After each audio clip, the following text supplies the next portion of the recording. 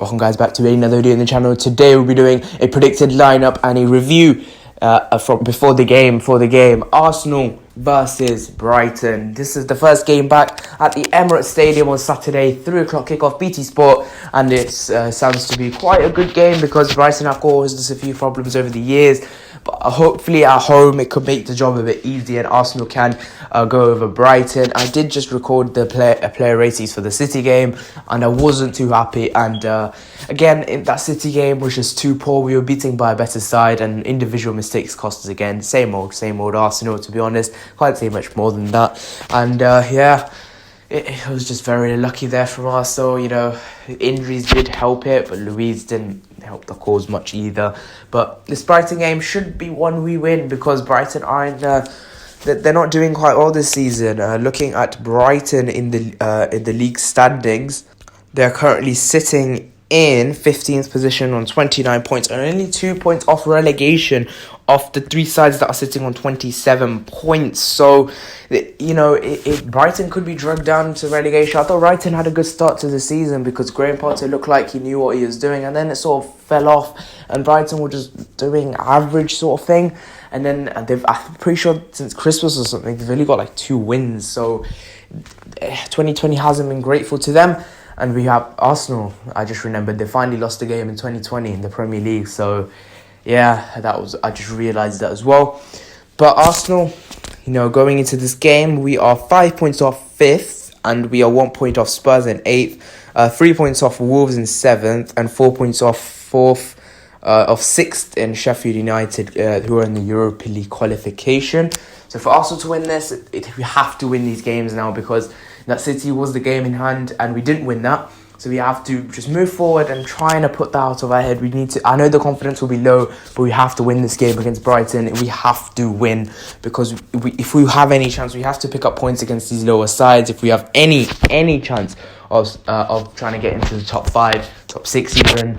So yeah, we'll see how we do in this one. I'm going to get straight into the predicted lineup for Arsenal and we're doing a little preview like that. So in goal, I'm going to go with Bernd Leno. He was outstanding against Manchester City and I thought he could have got a higher rating than 8 than I gave him because if he didn't let in the 3 goals, even though they weren't his fault. But Bernd Leno has to start. He is our number 1 choice goalkeeper and there is no question to that. Right back, I'm going to go with Hector Bellerin. Again, he did play, I'm pretty sure, the full game against City, but I think he has to play in this one. I think him and the left back, which I'll go on to in a second, have to play, and hopefully they do. And, you know, if we have any chance of beating Brighton, we'll have to have a solid back line. And, you know, because we've had quite a few injuries, it'll be hard to see how we can do that, but I'm going to go with Hector Bellerin. Right back. Left back, I'm going to go with Kieran Tierney. I thought he was really good against Manchester City. I'm not sure he may play in this one because I think Arteta may say, you know, put Saka in there, Kolasinac in there because Tierney did play the whole game. But I wouldn't be surprised if he starts because he is our best left back and best left backs have to start every game. You know, they have, you know, modern day wing backs, full backs, they have to have the fitness to keep going up and down every 3 days. They have to have that in them. And I think Kieran Tierney does have that in him. And I think some of his crosses were pretty good. The way he was holding up the play was really good. So I think Kieran Tierney should start our left back. Centre back, I'm going to go with Mustafi. I thought he was one of our best centre backs in the other game. Obviously, I think Pablo Mari could have been, but obviously he got injured, so you can't really say much about him. Mustafi was our best player in that back line, one of our best players in that sort of down the middle sort of thing. And I thought he held out most of their City players. And he had a good few blocks and interceptions. So he did his part. He was at fault for the 3rd goal in that City game, but you can't say much more about that. So I'm going to stick with my structure on Mustafi and the centre-back role. Next to him, I'm going to go with Rob Holding. Luiz is suspended. Socrates is injured. Pablo Mari is injured. And really, our only choice there is Rob Holding. So I won't be surprised if Arteta does go with Rob Holding, unless Pablo Mari does come back from his little niggle or injury. I'm not sure what it is right now. But hopefully he does come back from it, and that is Rob Holding. And I think he has to really step up because, you know, under Arteta he hasn't been great. So In the CDM role, I'm going to go with a 4-2-3-1 for this game. First CDM I'm going to go with is Danny Cevallos as that number 8. I thought he played really well against who was Manchester City. I thought when he come on, his link-up play was really good. The way he was turning some of the players was excellent. And I thought, it was just individual mistakes that let us down in that game. But I thought Danny Cevallos himself had good individual performances. So I'm going to keep him in this game. And next to him, I'm going to go with is Lucas Herrera.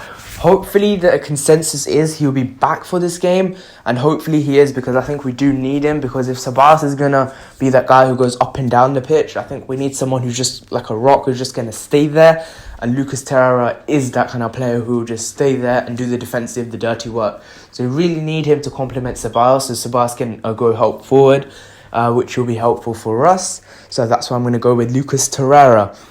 In the 3, right-hand side, I'm going to go with Nicolas Pepe. I'm going to take Saka out of the side. I think he really needs a bit of a rest. I think he needs a bit of a rethink. I think Arteta needs to figure out where he's going to really feature. Because in that game against City, he's playing right wing, left wing, down the middle, right mid, left mid, centre mid. I don't know where he was playing, to be honest. He's sort of all over the place. That's a good thing and maybe a bad thing, because maybe that's not what Arteta wants. So I'm going to go with Nicolas Pepe. No clue why he didn't feature, but has to play in this game, Nicolas Pepe. On the left-hand side, I'm going to go with Pierre-Emerick Aubameyang. He did play the full game against City, but again, we need him for this one. He is our best player, and in games like these, he does show himself, so hopefully he does. And I'm going to go with Pierre-Emerick Aubameyang. In the number 10 role, I'm going to go with Mesut Ozil. Again, didn't feature whatsoever in that game against City. I'm pretty sure he's getting forced out, but if he's going to be with us, if we have to rotate our squad, he has to be playing, because we have him in the squad, and on his day, he can be really good. And in these games against Brighton at home, I think he has a chance to, sort of lighten things up a bit. So I'm going to go with Mesut Ozil. Up front as the main striker, Alexandre Lacazette. He did come on after the 67th minute. I don't know why he didn't start. I think Arteta does prefer Nketiah quite a lot, so maybe that's why. But Alexandre Lacazette, he really needs to turn up now and start scoring goals in the Premier League, not in friendlies. So I think Lacazette has to step up, and that's why I'm going to go with him, because I think he could really make a difference in this game against Brighton. So yeah, that is my predicted lineup for the game against Brighton. Again, this is a must-win game, and we really have to win this one if you have any chance to, try and catch up points, because United and Tottenham are playing. So if they draw, we can sort of cut the gap a bit, and we will have to start relying on other teams' results. But I know it's not ideal. You're not supposed to be doing that, but if you're chasing top 4, if you're trying to chase top 5, you have to do these things. So that's why I'm saying that. So thank you guys so much for watching this video. If you have enjoyed, please leave a like, subscribe, and share the content as always. See you guys in the next one. Bye bye.